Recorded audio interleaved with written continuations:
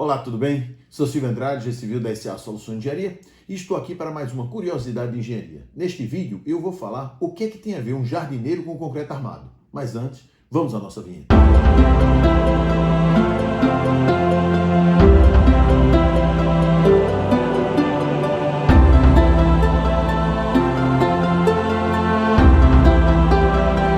Veja bem, quem é este simples jardineiro que tanto contribuiu para a engenharia civil, que é considerado o pai do concreto armado? Este jardineiro é Joseph Monnier, nacionalidade francesa, nasceu em 8 de novembro de 1823 e faleceu em 13 de março de 1906. O grau de instrução dele é o quê? Autodidata, tá? E profissão jardineiro. Agora, ele ficou mais famoso como inventor. Tá aí o Monnier já em idade avançada. Agora, para que a gente entenda como um simples jardineiro se transformou no pai do concreto armado, vamos contar como é que foi a trajetória de Monnier até ele desenvolver este processo que hoje em dia é tão utilizado pela nossa engenharia civil e já há muito tempo, né? Ele nasceu em Saint-Quentin de la Porterie.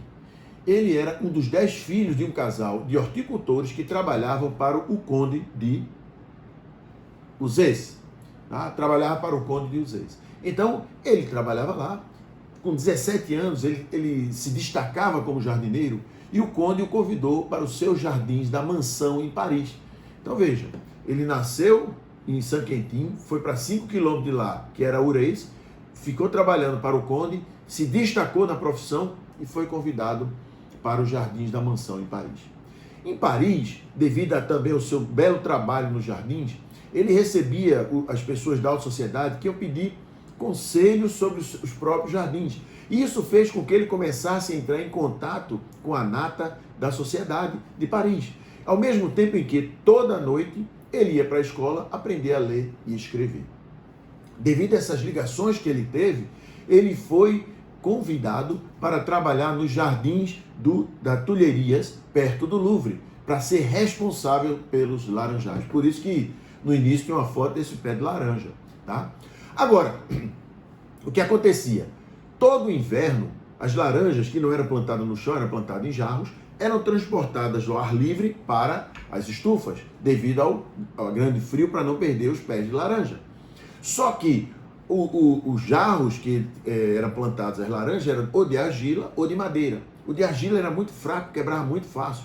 E o de madeira, mesmo sendo forte, ele era danificado pelas raízes das árvores e acabava também sendo danificado.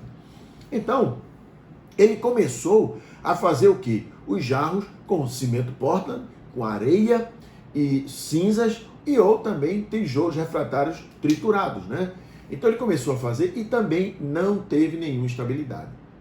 Ele teve a ideia de colocar tela de ferro no interior, contrariando toda a noção da época que dizia que, devido à temperatura e à expansão e retração do ferro, ele ia estourar o concreto.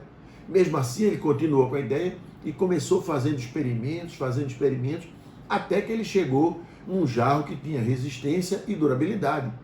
E o que acontece interessante também é que, na época, não existia o sistema de abastecimento d'água e ele começou a perceber que ele podia armazenar água nesses novos coxos que ele inventou, né? Ele fez coxo circular, fez coxo quadrado, então ele armazenava água para o jardim, para não ter problema de falta de água. E isso levou também a já imaginar em tubos. Então ele começou também a projetar tubos, né, de concreto armado para levar água de um ponto para o outro. E o que aconteceu? Na mesma época, ele fez o quê? Abriu uma pequena oficina, mesmo trabalhando no jardim, lá de Tuileries, ele abriu uma pequena oficina para fazer paisagismo. E isso levou para Estocolmo, que era comum em Estocolmo fazer jardins com pedras artificiais de concreto simples, ou seja, imagine aquele volume todo de concreto para você executar. E quando ele chegou lá em Estocolmo, o que é que ele fez? Ele fez pedras artificiais em concreto armado. Só que, devido a ser um concreto armado, era oco. Então, se a pedra do tamanho que fosse era oca, ele era muito mais econômico e também começou a se destacar nesse ponto. E percebam aqui, ó, que isso aqui não é árvore. Ele fez também em concreto armado e talhou o concreto para parecer, para simular uma árvore. Então, cada vez mais, ele foi desenvolvendo essa sua tecnologia, né, do concreto armado e levando para todas as áreas. Foi quando, na Exposição Universal de Paris de 1867, ele levou os coxos dele de concreto para a exposição. E foi um verdadeiro sucesso. E no mesmo mês, ele já solicitou a patente desses coxos, né? Tanto os coxos que ele fez circulares como retangulares. Tudo isso ele começou a patentear. Ele era um cara que, você vê, um jardineiro, só sabia ler e escrever, mas tinha noção de que ele precisava registrar tudo isso. Então ele saía patenteando. E aí foi o que começou, né? Depois que ele fez os coxos, como eu falei, ele fez as tubulações, e nessas tubulações ele chegou a fazer uma canalização de 1,80 m de diâmetro em Offenbach e Maine.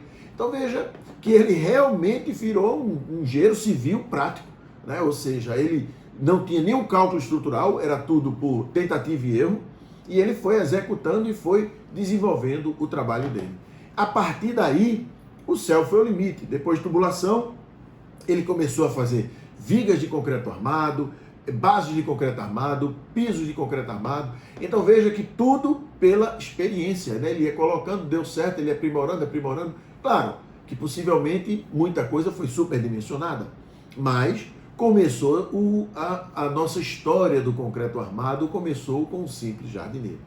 E daí, aí ele começou realmente a vida como engenheiro civil propriamente dito, porque ele fez a primeira ponte em concreto, patenteou e construiu a primeira ponte em concreto armado do mundo, né, que eu acabei esquecendo de dizer qual é o castelo, mas na descrição do vídeo eu vou dizer como é o nome desse castelo, que ainda tem até hoje esta ponte, né, que tinha 3,80 metros de comprimento e 4,25 de largura. Foi feito em 1875.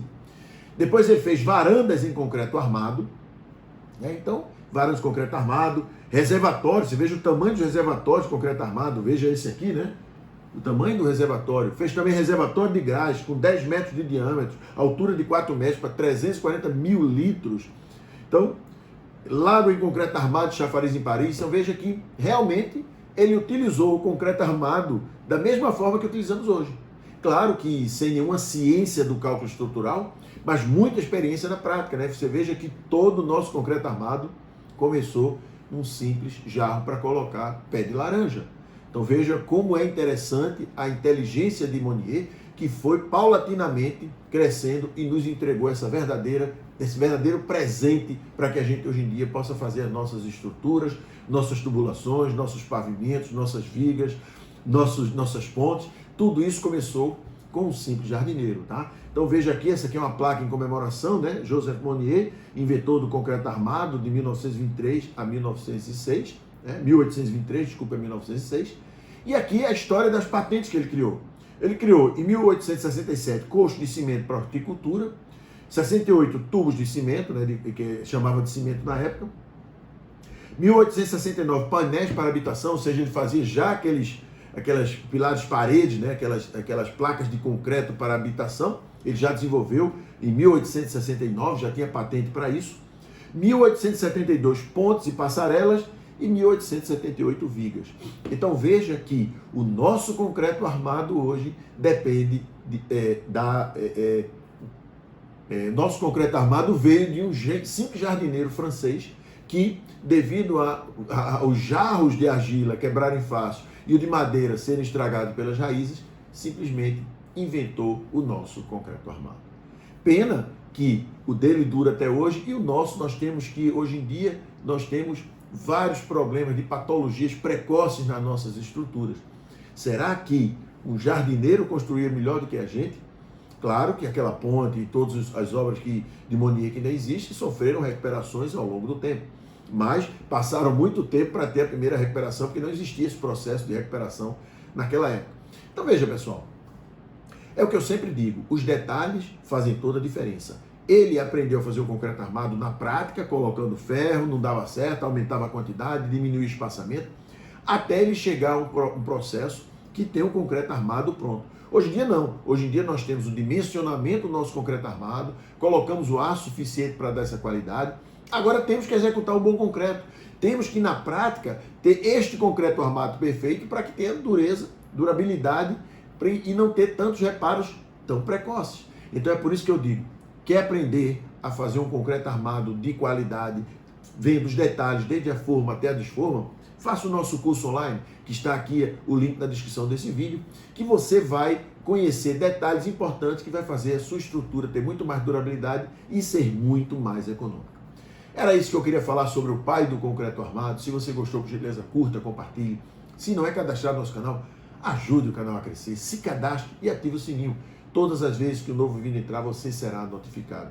E compartilhe, dê sua opinião, faça comentários, solicite um vídeo. Eu sei que eu estou tá um pouco complicado, eu estou com um novo projeto. Em breve vou anunciar a vocês um novo projeto que eu estou fazendo para lançar aqui na internet, que eu acho que vai ser muito bom para a engenharia civil nacional, mas ainda não posso adiantar nada, mas está sendo um trabalho interessante, estou gostando de fazer, mas demanda muito tempo. Tá? Vocês vão ficar sabendo em breve o que vai ser este novo projeto que estou desenvolvendo aqui para a internet, ok? Então, aguardo vocês no próximo vídeo. Um abraço e até lá.